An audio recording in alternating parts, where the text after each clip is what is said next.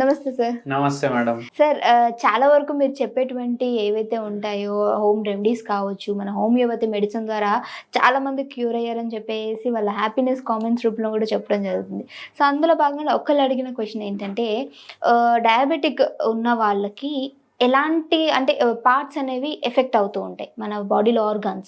And ఇంకొకటి నిద్ర సమస్య వల్ల కూడా డయాబెటిక్ అటాక్ అవుతుందా? సో, ఈ క్వెషన్‌కి ఆన్సర్ మిమ్మల్ని అడిగితే ఏం చెప్తారు సార్?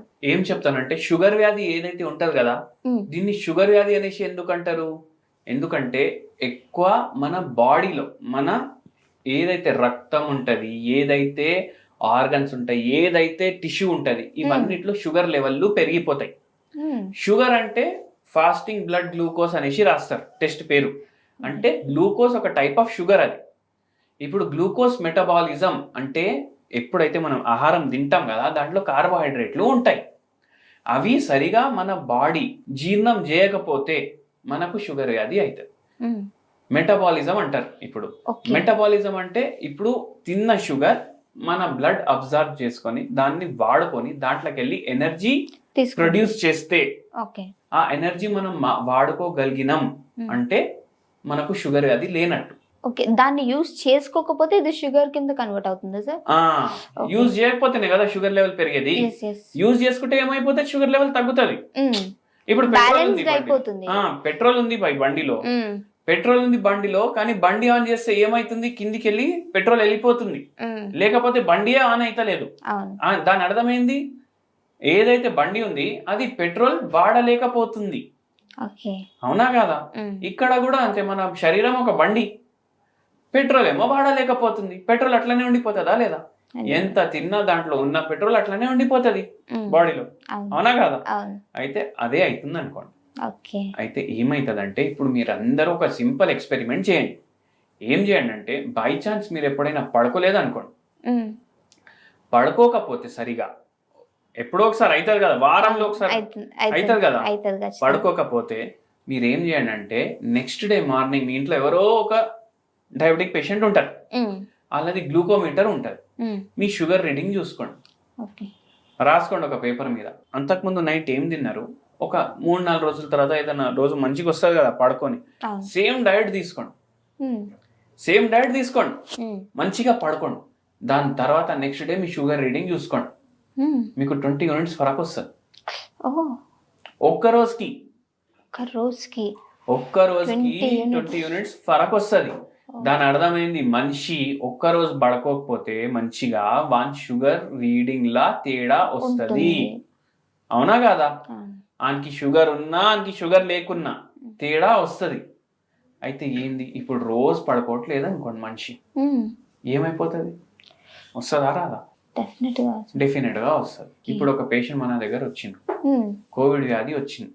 కోవిడ్ వ్యాధి వచ్చిన తర్వాత ఏమైందంటే, కోవిడ్ వ్యాధి వచ్చే ముందే ఆయన ట్యాక్సీల దందా ఉండే, ఆయనకు ట్యాక్సీల దందా ఉంటే 3-4 ట్యాక్సీలు కొన్నాడు. కోవిడ్ వచ్చింది, ఆయన బిజినెస్ మొత్తం బంద్ అయింది, ట్యాక్సీలు పోయినాయి. కానీ ఆయన ఈఎంఐ అయితే కట్టుకోవాలి కదా, ట్యాక్సీలు నడుస్తలేవు, ఎవరు నడుస్తారు, డ్రైవర్ ఎవరినైతే అపాయింట్ చేసిండ్రు వాళ్ళు వదిలేసి ఇంటికి వెళ్ళిపోయింది. ఇప్పుడు ఆ ఈఎంఐ కట్టాలి, ఎట్లా కట్టాలి, ఏం కట్టాలి.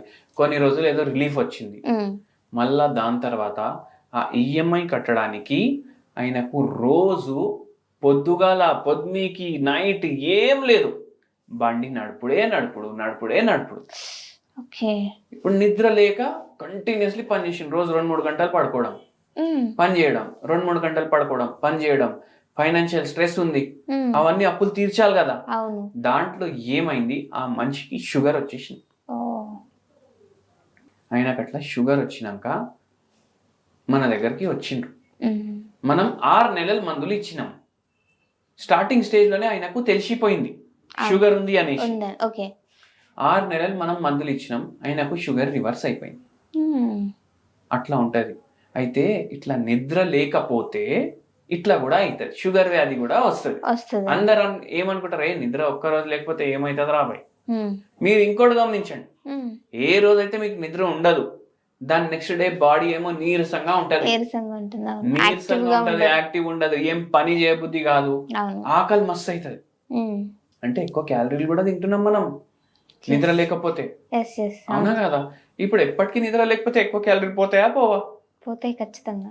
ఎక్కువ క్యాలరీలు పోతే ఎక్కువ షుగర్ పోతుందా లేదా బాడీలో? ఎస్. ఎక్కువ షుగర్ పోతే ఎక్కువ షుగర్ వచ్చే ఛాన్స్ కూడా పెరుగుతుంది. Okay sir. అయితే ఇంకోటి ఏంటంటే హోమ్ రెమెడీస్ చూసుకుంటే హోమియోపతి మెడిసిన్తో పాటు హోమ్ రెమెడీ అనేది డెఫినెట్గా మీరు చెప్పేది బాగా యూజ్ అవుతుంది అంటూ. సో ఏదైనా హోమ్ రెమెడీ ఉందా ఈరోజు? మంచి హోమ్ రెమెడీ చెప్తాను మీకు. Sure sir. మీరేం చేయండి అంటే సింపుల్గా ఆన్లైన్లో సెర్చ్ చేయండి బై జిన్ సెంగ్ టీ. జింగ్ సెంగ్ టీ. జిన్ GIN జిన్ SENG సెంగ్ జిన్ సెంగ్ టీ. ఇది ఏంటంటే టిబెట్లో తయారయ్యే చాయ్ పత్తి. దీంట్లో మెడిసినల్ ప్రాపర్టీస్ ఉంటాయి, యాంటీ ఆక్సిడెంట్ ప్రాపర్టీస్ ఉంటాయి. ఇప్పుడు ఇంతకు ముందు మనం కర్క్యూమిన్ గురించి మాట్లాడినాం కదా, దీనికి కూడా మందులు తయారు చేసుకుంటారు. చూడ్డానికి చాయ్ పత్తి లాగానే ఉంటది. ఈ చాయ్ పత్తి తోటి డైలీ మీరు లెమన్ టీ తయారు చేసుకోండి. పాలు యాడ్ చేసే అవసరం లేదు. వాటర్ బాయిల్ చేయాలి, ఇది ఒక చెంచా వేయాలి, సగం నిమ్మకాయ రసం వేయాలి, మిక్స్ చేయాలి, వాటర్ బాయిల్ అవుతుంది, బంద్ చేయాలి, ఫిల్టర్ చేయాలి, తాగాలి. రోజుకి ఒక పూట మీరు తాగండి. మీరు నార్మల్ చాయ్ కన్నా ఇది ఎక్కువ ప్రిఫర్ చేస్తారు. టేస్టీ కూడా ఉంటుంది. సార్ ఇంకొకటి ఏంటంటే మీరు అన్నారు ఇందాకే డయాబెటిక్ వాళ్ళు ఖచ్చితంగా స్లీప్ అనేది చాలా అవసరం వాళ్ళకి అని. బట్ ఇప్పుడు ఐటీ రంగాల్లో చూసుకుంటే వీళ్ళకి స్లీప్ చాలా తక్కువ ఉంటుంది. అండ్ దట్టు మనం నైట్ పడుకుంటే వాళ్ళు డే టైం పడుకుంటూ ఉంటారు. సో ఇలాంటి వాళ్ళకి కూడా వచ్చే అవకాశం ఉంది అంటారా? మన దగ్గర ఎంతమంది వస్తారు కదా కార్పొరేట్లో ఐటీలో పనిచేసేటోళ్ళు, ఒక్కొక్కరికి ఒక్కొక్కటి టైం ఉంటుంది. కొందరికి మార్నింగ్ 6 o'clockకి స్టార్ట్ అవుతుంది షిఫ్ట్, కొందరికి మధ్యాహ్నం 11కి స్టార్ట్ అవుతుంది, కొందరికి నైట్ స్టార్ట్ అవుతుంది. ఎందుకు? ఒక్కొక్క దేశంకి ఒక్కొక్క టైం ఉంటది కదా. వాడు ఏ దేశం ప్రాజెక్ట్ మీద పని చేస్తుండో ఆ దేశం తోటి కోఆర్డినేట్ చేసుకొని ఆన్లైన్ ఉండాలి. మళ్ళా కొందరికి రొటేషనల్ షిఫ్ట్స్ ఉంటాయి. రొటేషనల్ షిఫ్ట్లు అంటే ఈ వారం 6కి షిఫ్ట్, నెక్స్ట్ వారం 9కి షిఫ్ట్, దాని తర్వాత 12కి షిఫ్ట్. ఇట్లా రొటేషనల్ షిఫ్ట్ ఉంటే వానికి ఒక్కటే టైంకి నిద్ర ఉంటదా? ఉండనే ఉండదు. అప్పుడు ఏమైతుంది, బాడీకి అర్థం కాదు. సర్కాడియన్ రిథమ్ అంటారు దాన్ని. అంటే ఏందంటే మీరు ఒకటి గమనించండి, మనకు నిద్ర కరెక్ట్ టైంకి వచ్చి మనకు ఆకలి కరెక్ట్ టైంకి వస్తే మోషన్ కూడా ఒక పర్టికులర్ టైంకి వస్తుంది. అవునా రాదా? దాని అర్థం ఏంటంటే బాడీ టైం ని అర్థం చేసుకుంటుంది. కానీ ఇక్కడ ఏమైతుంది, అరే ఏంది వీడు ఒకరోజు 6కి పోతాడు బాత్రూమ్ కి, ఒక రోజు 12కి పోతాడు, నేను ఏ టైంకి రియాక్ట్ అవ్వాలి అనేసి ఉంటది మన శరీరానికి. అవునా కదా? అది డిస్టర్బ్ అయిపోతుంది ఫస్ట్. మళ్ళా దాని తర్వాత గుండె కూడా డిస్టర్బ్ అవుతుంది. దాని తర్వాత అట్లనే షుగర్ వ్యాధి కూడా వస్తుంది. ఒక్కొక్క ఆర్గన్ ఇంకా డిస్టర్బ్ అయ్యకుండా వెళ్ళిపోతుంది. అందుకే వీళ్ళకు యంగ్ ఏజ్ లా షుగర్ వస్తుంది, పిల్లలు పుట్టడానికి పరేషాని అవుతుంది, నిద్ర సమస్య వస్తుంది, మళ్ళీ చిడ్చిడ్ చేసుకుంటూనే ఉంటారు. ఎందుకంటే ఆఫీస్ లో పోయి తిట్లు పడాలి, వాడొకటి అంటాడు వీడొకటి అంటాడు, అందరు పాలిటిక్లు ఆడుతుంటారు. మళ్ళా ఇంటికి వచ్చి ఆయనకు సుఖశాంతి ప్రశాంతం లేదనుకోండి. ఇప్పుడు ఒక పేషెంట్ కి ఇట్లనే షుగర్ వ్యాధి ఉంది, టాప్ నాచ్ పొజిషన్ లో ఉన్నాడు, వారానికి ఒక దేశంకి పోయేటట్టు అట్లా ఉంది ఆయన ఉద్యోగం,